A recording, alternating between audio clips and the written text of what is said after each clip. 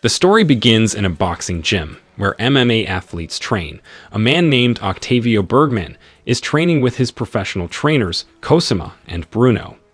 Octavio is preparing himself to compete against his rival, named Benko, in a prestigious MMA title match. But the match, which was supposed to be held at 2 p.m., had to be postponed several times. That's because Benko kept postponing their match time.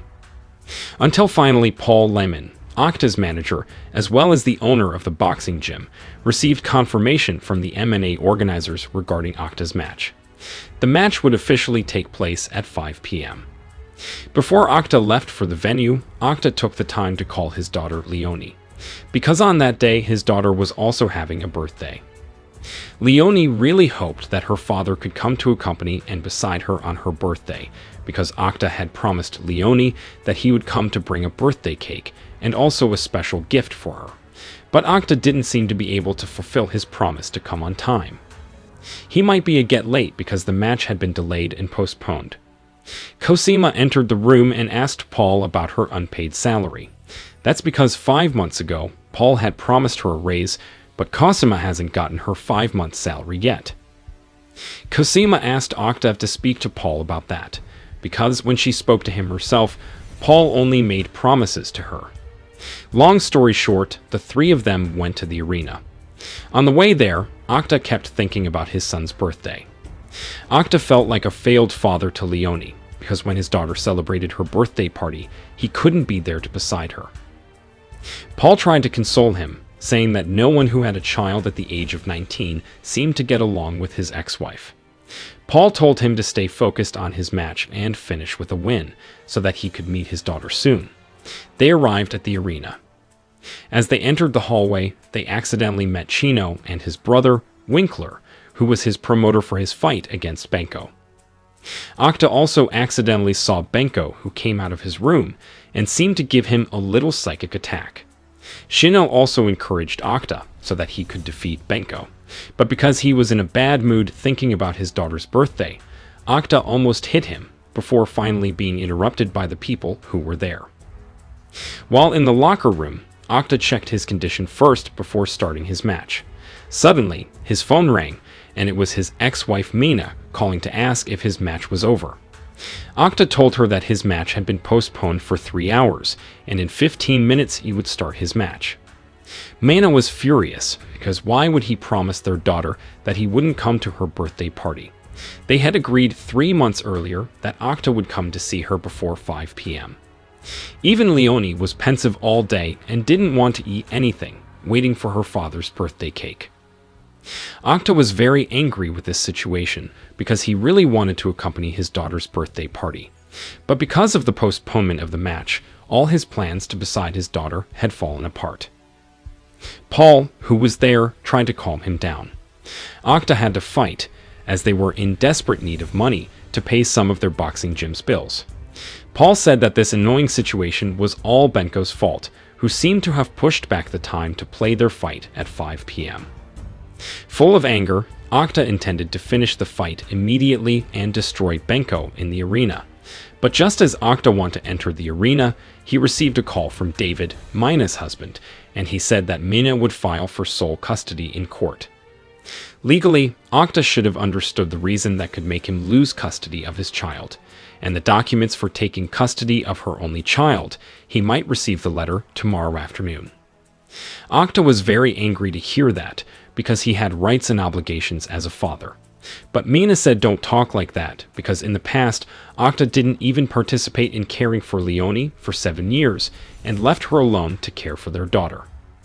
But they still gave Octa a chance until 6 p.m. If he didn't get there before 6 p.m., then it was certain that Octa would never see his daughter again.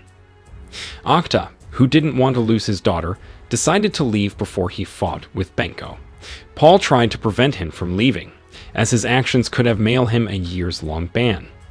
But Octa didn't care about all that, because for now, the most important thing for his life was to be able to see his daughter before 6 p.m.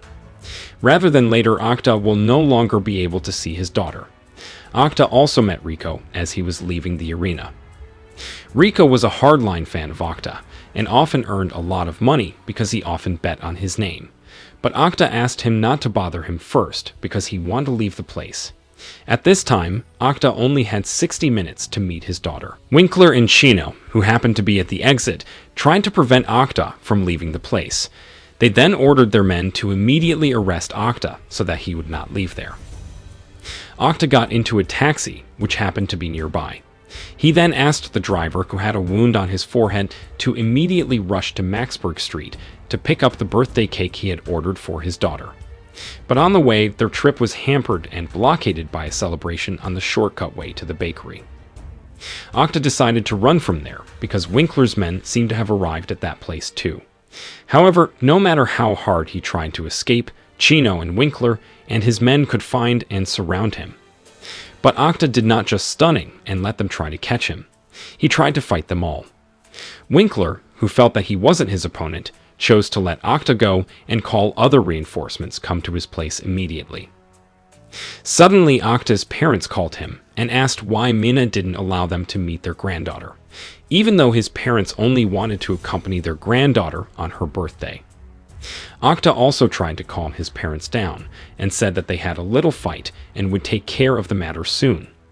Octa then called Paul and asked him who Chino was. Paul said that he had gotten information that Chino and Winkler and others were betting heavily on him. But the more serious problem was that the match between Octa and Benko had been arranged by them. Chino had given Benko a lot of money to make him lose in the third round, but they were still able to turn it around before he was disqualified. But Octa said that he had taken out some of Chino's men who were chasing him. Octa was now more concerned with coming to see Leone, and it turned out that he only had 50 minutes left. Not long after, some of the Winkler's men had arrived at the place and started chasing Octa. Octa continued to run from their pursuit until he arrived at the boxing gym and met Cosima, who was waiting for him.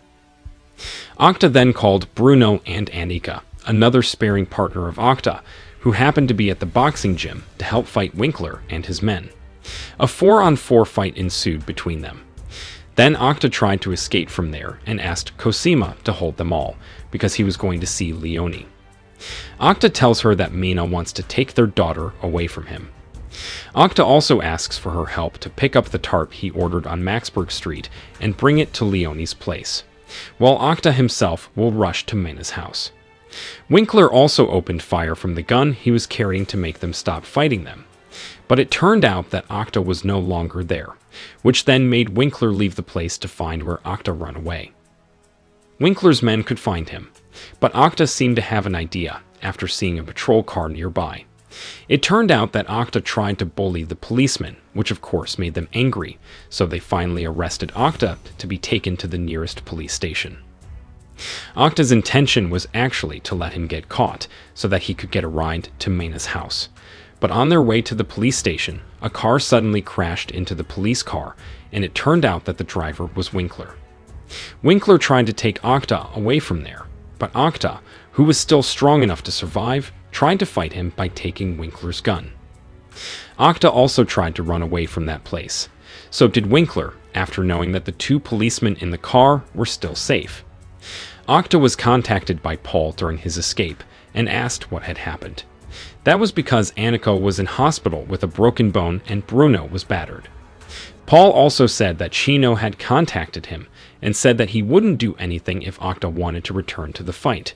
But Octa didn't care what he said, because for now Octa only had 42 minutes left. Octa arrived at the bakery to pay for the tart he had ordered. It turned out that the bread he had asked Cosima to pick up had not been paid for.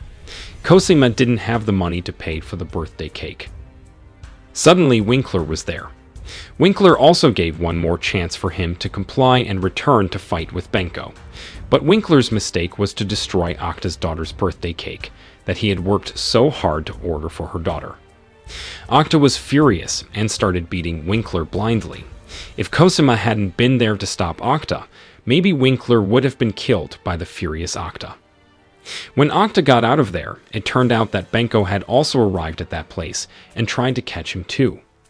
When Octa continued to run from Benko, Rico accidentally passed by on his motorbike and tried to help Octa from Benko. Octa then asked Rico to take him to a subway station so he could immediately get to Mina's house. Octa got a voicemail from Paul saying that Octa had been disqualified. Chino's money was also gone. So is Benko, who also bet on Octa's victory. They arrived at a place near the train station. But Rico then tried to apologize to Octa and asked him to comply with the requests of the people who tried to hold him. Several people came to see Octa at that place. A female boss named Danica from Serbia asked him who Octa worked for. Octa was very confused by what Danica said because he did not work for anyone. Danica asked him what he had to do with Chino and why he wasn't fighting in the match. Octa explains that he left to meet his daughter, who his ex-wife would have taken away if he wasn't there at 6 p.m. Danica then asked her men to call Chino and ask him how he could get his $500,000 for winning the bet, because if Chino didn't get the money soon, he and his brother would be ordered a coffin for his funeral. Some of Danica's men were also still there to keep an eye on him, but Octa tried to escape from that place. He headed for the train station not far away. Once he was on the train, Octa asked for help from the people there to untie his bonds. Inside there, he also saw a news announcement about the search for the hammer car that had crashed into the police car he was riding in. Octa was very exhausted by all events that happened to him, until he fell asleep on the train. Octa woke up because the train had arrived at its destination, but he was surprised when he got out of the train because Benko could find out where he was. Octa also ran again from the pursuit of Benko and his men, until he arrived at a bar not far from the train station. Benko and some of his men tried to attack Octa. Even one of his men could stab Octa in the stomach. Injured by the stabbing, Octa tried to fight Benko. It's like as exchange for their fight in the arena that they had failed to play. With great difficulty and struggle, finally, Octa defeated Benko. While outside the club, Octa accidentally saw Paul, who was also there. Octa immediately realized that all this time, his location could be known by his hunters, because while in the dressing room, Paul had activated the GPS on his watch and was connected to Paul's cell phone. Paul apologized for what had happened, because he had no other choice to help them. The problem was, Paul also wanted Octa returned to the fight, but when he found out that they started attacking him and killing him, Paul realized that this had all gone too far, but Octa didn't care and asked Paul to leave immediately. Otherwise, Octa would kill Paul by himself. Octa went to his parents' house to treat his injuries from the fight. His parents were very surprised to see their son's condition, but Octa asked them not to worry about his condition. Paul also contacted Octa and wanted to make amends or fixed all his fault. Actually, it was he who had rearranged the fight earlier, which meant that he could get a lot of money to pay off all their bills. Octa, who initially didn't care for what he had to say, asked him to meet him when he went to pick up her daughter's surprise pet at the animal shelter, but Octa also realized that Paul was in danger. On his way to the animal shelter, Octa also contacted Rico and said that he knew where Chino was. Rico's flock just wanted to hunt Chino down to collect their winnings. Octa will also send his location once he is at the animal shelter. Long story short, Octa arrived at the cat shelter to pick up the cat he had ordered. Octa also called the police to come to the shelter and told them that he knew where the person who had brought the car that hit the police car was. Octa asked them to bring the SWAT team too, because Octa saw that these people were very dangerous and had a lot of weapons. Not long after, Paul and some of Chino's men arrived at the place. Chino, who also knew Octa's position, asked him to surrender. Chino was furious with them. Because of them, Danica was now chasing him and asking for their bet money. Suddenly from behind, Danica's men were there and started shooting at them. Chino took them both into an empty building nearby. Not long after, the policeman that Octa had called also came to be there. Chino was very frustrated as he had lost all his money because of him. He even shot Paul in the leg and shoulder. And just as he wanted to shoot Octa, Cosima was there and tried to save Octa. They both tried to stop Chino. But Chino still looked strong enough to survive, even able to throw Cosima. Seeing his friend fall from above, Octa was furious and started to beat Paul. But once again, Chino was still able to survive from the attacks launched by Octa. As Chino would try to attack Octa, who looked very weak because getting hit from him, then Cosima, who was still alive, tried to attack him.